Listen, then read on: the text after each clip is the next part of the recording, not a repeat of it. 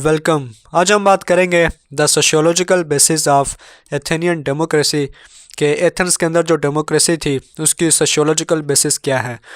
तो इसमें बेसिक जो प्रेमाइसिस है वो यही है कि जो एथेंस के अंदर स्लेवरी थी वो इस बात का बुनियादी काज बनी कि एथेंस के अंदर डेमोक्रेसी आए।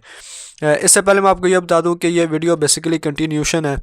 इससे पहले मैं 2 वीडियोस बना चुका हूँ और बेसिकली इसमें हम द ग्रीक सिटी स्टेट इसको डिस्कस कर रहे हैं, जिसमें पहली वीडियो में मैंने आपको ये वाला पोर्शन बताया जिसमें कॉलोनाइजेशन, बेजुलस और अराकोन्स के बारे में, सोलोन्स की इकोनॉमिक रिफॉर्म, क्लाजेंथियंस की रिफॉर्म। फिर दूसरे हिस्से में मैंने पॉलिटिकल और डेमोक्रेटिक इंस्टीट्यूशंस ऑफ एथेंस, जिसमें क्लेसिया आता है, बाउल आता है और डिकास्टेरिया आता है, इसके बारे में बताया। और अब तीसरे हिस्से में ये चीज़ मैं डिस्कस कर रहा हूँ कि ग्रीक सिटी स्टेट में जो एथन था उसके अंदर जो sociological basis of Athenian democracy थे वो क्या थी। तो अगर आपने ये पहले दोनों देखी तो आप देख लें, नहीं तो हम ये चीज़ इसको आज की वीडियो को देखते हैं कि इसमें क्या चीज़ है। तो इसमें सबसे पहले मैं आपको ये बताता हूँ, जिस तरह मैं आपको पीछे वाली वीडियो में बता चुका हूँ कि एथन की जो टोटल पॉपुलेशन थी वो 2,50,000 से 3 लाख के दरमियान थी। लेकिन तकरीबन 80,000 से 1 लाख उसमें स्लेव थे, 25,000 तकरीबन एलियन थे और कुछ बीच में वुमन थी। ठीक है, तो वुमन टोटली एक्सक्लूडेड, ये एक्सक्लूडेड थी। और सिर्फ 50,000 जो मेल थे वो एथन के अंदर सिटीज़न थे। ठीक है, तो टोटल तकरीबन 3 लाख की पॉपुलेशन थी। ठीक है, जिसमें से सिर्फ 50,000 जो मेल थे वो सिर्फ और सिर्फ सिटीज़न थे। बाकी फ़ीमेल तो वैसे ही बाहर थी, उनको पॉलिटिकल पार्टिसिपेशन नहीं दी जाती। इसके अलावा कुछ स्लेव आ जाते, कुछ एलियन थे। ठीक है, तो सिर्फ 50,000 वो उसको एक्सरसाइज करते। तो पीछे वाली वीडियोस में, ठीक है, ये जो अब मैं पीछे वाली जो मैं बता चुका हूँ, इसमें हमने ये पॉलिटिकल इंस्टीट्यूशन डिस्कस किए कि political institution of Athenian democracy, तो जिसमें एक्लेसिया, बाउल और डिकास्टेरिया को देखा कि किस तरह ये डेमोक्रेटिकली आगे लेके चलते हैं। तो अगर हम आज की इस वीडियो को देखें, जिसमें बेसिक पॉइंट ये है कि 3 लाख की पॉपुलेशन है लेकिन सिर्फ 50,000 मेल सिटीज़न है, तो ये फिर डेमोक्रेसी कैसे हुआ। ठीक है, तो इसमें स्लेव्स जो थे उसको क्यों नहीं इंक्लूड किया जाता, वुमन को क्यों नहीं किया जाता। ठीक है, तो इससे जो बेसिक क्वेश्चन निकलता है वो ये था कि एथन के अंदर डेमोक्रेसी का बुनियादी काज क्या था, बुनियादी वजह क्या थी उसकी। तो इस वीडियो में चूँकि हम सोशियोलॉजिकल बेसिस की बात कर रहे हैं, तो इसमें स्लेवरी को कहा जाता है कि slavery was the basis of ancient democracy. ठीक है, एथन के अंदर जो डेमोक्रेसी थी वो स्लेवरी की वजह से थी। तो इसमें 2 तरह की बातें आती हैं, एक तरफ एच आरंट है और दूसरी तरफ मार्क्सिस्ट हैं। दोनों का ये मानना है कि जो स्लेवरी थी वो इस बात का काज बनी कि एथेंस के अंदर जो डेमोक्रेसी थी, लेकिन दोनों की इंटरप्रिटेशन डिफरेंट है। ठीक है, एच आरंट का क्या कहना है कि since slave do all the work, only Greek citizen could remove them from the sphere of production. ठीक है, ये बात अहम है। इसके अलावा can devote their energy to politics the life of action. तो बेसिक आर्गूमेंट क्या था कि चूँकि ग़ुलाम सारा काम करते हैं, ठीक है, तो सारा काम ग़ुलाम कर रहे हैं, तो इन ग़ुलामों की वजह से कुछ सिटीज़न ऐसे थे जो अपने आप को स्फेयर ऑफ प्रोडक्शन, मतलब काश्तकारी से या जो किसानों वाला काम वो करते हैं उससे निकाल सकते, और अपनी जो एनर्जी थी, दिमागी एनर्जी या जिस्मानी एनर्जी, उसको ज़्यादा बेहतर काम में, जिसे वो पॉलिटिक्स या द लाइफ ऑफ एक्शन बोलते थे, वहाँ पर वो सर्व कर सकें। तो इस तरीके से जो डेमोक्रेसी थी वो ग़ुलामों की वजह से आई। इसके अलावा slaves made it possible for Athenian citizen to do something of human freedom, के ग़ुलाम तो ग़ुलाम हैं, वो तो ग़ुलामी वाला काम कर रहे हैं। तो इनकी वजह से जो लोग आज़ाद हैं, चूँकि वो पॉलिटिक्स करते थे, ठीक है, द लाइफ ऑफ एक्शन करते, वहाँ पर जाकर वो डेमोक्रेसी की फ्रीडम की बातें करते, तो ग़ुलाम इस बात का काज बने कि इनकी वजह से जो लोग आज़ाद थे वो जाकर कुछ ऐसी चीज़ करें, समथिंग ऑफ ह्यूमन फ्रीडम।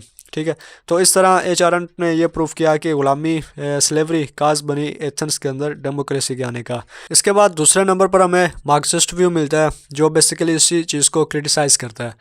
तो इनका कहना यह है कि slave do all the work, rich reap their fruits. तो यहाँ पर जो इन्होंने बात को अप्रिशिएट किया था कि ग़ुलामों की वजह से कुछ लोगों को ये मौका मिलता है कि वो पॉलिटिक्स करें, वो ह्यूमन फ्रीडम की बात करें। तो यहाँ पर ये कहते हैं कि स्लेव सारा काम करते हैं और अमीर जो होते हैं ये फ्रूट खा लेते हैं, फल खा लेते हैं। Labour express all the human creativity, के जो ग़ुलाम होते हैं यही हर किस्म की जो ह्यूमन क्रिएटिविटी है, सॉरी लेबर जो होते हैं, मज़दूर, ये उस चीज़ को ज़ाहिर करते हैं। तो इसमें वही सारा कैपिटलिज्म का, सरमादारी क्लास का, कि जिसमें जो कैपिटलिस्ट क्लास होती है, सरमादारी क्लास होती है, ये मीन्स ऑफ प्रोडक्शन पर कंट्रोल रखती है और एक्सप्लोइटेशन करती है लेबर क्लास की। तो सारा काम तो बेसिकली लेबर करते हैं, और जो सरमायादार होता है वो सारा का सारा जो फल होता है वो खा लेता है। इसी तरह Greek lost not because of inequality but because they were idle. Inequality के वही एक तरफ गुलाम थे, दूसरी तरफ अमीर थे, गुलाम अमीरी गरीबी। और बिकॉज दे वर आइडल के काम तो गुलाम करते थे, स्लेव करते थे। तो जो रिच होते थे ये बेकार होते थे, पॉलिटिक्स करते थे या इस तरह की चीज़ें। तो बेसिकली वो हाथ से या फिज़िकली कोई काम नहीं करते थे। तो कार्ल मार्क्स ने ये वजह यही करार दिया कि लेबर ही थे, कि labour express all the human creativity, कि लेबर की वजह से ही एथेंस के अंदर डेमोक्रेसी आई। और एच आर हंटर ने भी यही कहा कि लेबर की वजह से। लेकिन दोनों की इंटरप्रिटेशन डिफरेंट है, एक अप्रिशिएट कर रहा है, दूसरा थोड़ा सा क्रिटिसाइज़ कर रहा है। तो ये इन दोनों के व्यूज़ थे कि किस तरह एथेंस के अंदर डेमोक्रेसी आई स्लेवरी की वजह से। इसके बाद इसमें अहम चीज़ आती है ई.एम. वुड का थीसिस। तो ये भी इसी चीज़ के बारे में। तो पीछे वाले जो दो थे इन्होंने स्लेवरी को कास बनाया था कि ये वजह है डेमोक्रेसी की।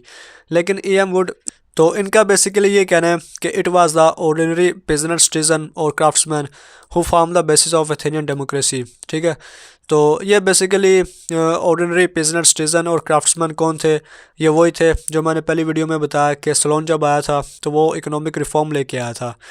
ठीक है, तो बेसिकली ये क्या था कि सोलोन जब अराकोन एपोनिमस बना तो उस वक्त ज़्यादातर जो पिजनर थे, किसान थे, वो कर्ज़ों में डूबे हुए थे। तो इसने आकर उनको रिलीफ दिया, सबके कर्ज़े माफ़ कर दिए, उनकी ज़मीनें उनको वापस कर दी। और बेसिकली वो सारे एथेनियन सिटीज़न थे, ना वो स्लेव्स थे ना वो एलियन थे, बल्कि एथेंस के अंदर मेल सिटीज़न थे। तो चूँकि इसने आके उनको रिलीफ दिया, उनके कर्ज़े माफ़ किए, उनकी जो ज़मीनें थी वो उनको वापस कर दी, तो इस वजह से उनमें एक प्रोस्पेरिटी आई, काफ़ी हद तक उनके जो हालात थे वो बेहतर हो गए। तो ई.एम. वुड जो हैं ये बेसिकली उन पिजनट को और उन क्राफ्ट्समैन को करार देते हैं वजह कि इनकी वजह से एथेंस के अंदर डेमोक्रेसी आई। अब इसके बाद इसमें फर्दर आर्गूमेंट क्या आता है कि ये जो लोग थे ये कॉमन पीपल थे, आम लोग थे, work them self with slaves to earn livelihood, के इनके पास गुलाम भी होते थे लेकिन ये सारा काम गुलामों से नहीं करवाते थे। पीछे मतलब हमने पढ़ा कि ये चीज़ इन्होंने ये कहा था कि गुलाम काम करते और दूसरों मतलब दूसरा काम करते पॉलिटिक्स वाला। कार्ल मार्क्स ने इस चीज़ को क्रिटिसाइज़ किया कि ये तबाही इस वजह से हुए क्योंकि ये आइडल थे कि सारा काम तो गुलाम करते। लेकिन गुलामों का मसला ये था कि ये दोनों सूरतों में काम कर रहे हैं लेकिन ये सिटीज़न ही नहीं है, ठीक है, ये स्लेव्स हैं। तो यहाँ पर इन्होंने ये कहा कि ये जो कॉमन पीपल थे, ऑर्डिनरी बिजनेस सिटीज़न और क्राफ्ट्समैन, इनके पास गुलाम तो थे लेकिन वो सारा काम गुलामों से नहीं करवाते थे बल्कि उनके साथ मिल के काम करते। तो ये सारा काम गुलामों से नहीं करवाते थे बल्कि ये वर्क दम सेल्व्स विद स्लेव्स, बल्कि ये गुलामों के साथ मिल के काम करते ताकि अपना जो गुजारा वो कर सके। तो एक तो ये अपना काम खुद करते, ठीक है, खुद काश्तकारी करते। इसके अलावा also attend meetings of Ecclesia, इसकी मीटिंग्स भी अटेंड करते जो मैंने दूसरी वीडियो में बताया कि ये तीनों पॉलिटिकल डेमोक्रेटिक इंस्टीट्यूशंस थे एथेंस के अंदर। तो क्लेसिया के अंदर भी जाते, बाउल के अंदर भी और डिकास्टेरिया के अंदर भी। तो अपना काम भी कर रहे हैं, इनमें भी आ जा रहे हैं।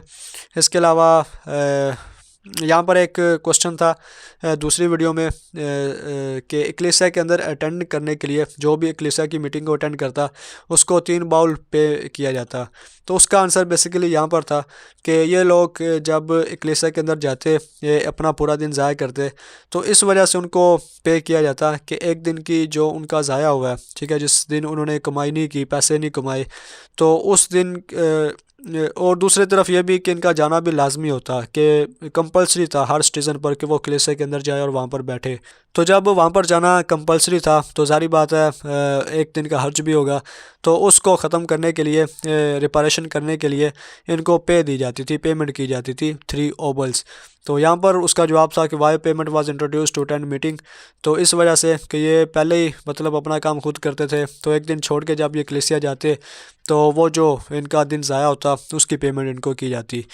इसके अलावा इनके सिटी के साथ क्लोज रिलेशन थे। इसके अलावा वोट इन असम्बली, असम्बली के अंदर वोटिंग करते, took part in religious festivals, have politics, have political rights, can do military service, ठीक है।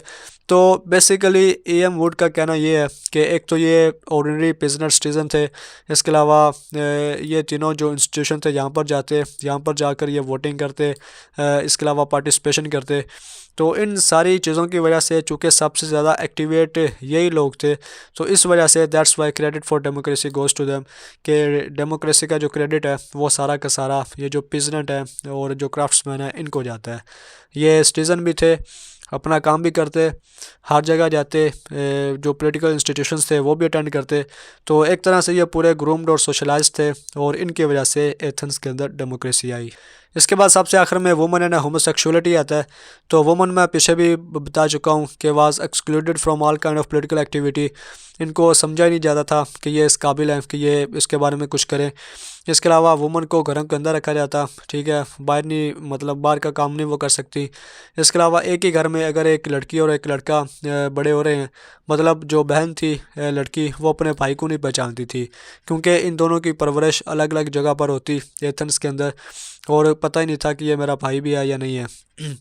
इसके अलावा वुमन लुक्ड फॉर होम, के वुमन जो थी ये घर का काम करती, मैन स्टेट अफेयर स्टेट का।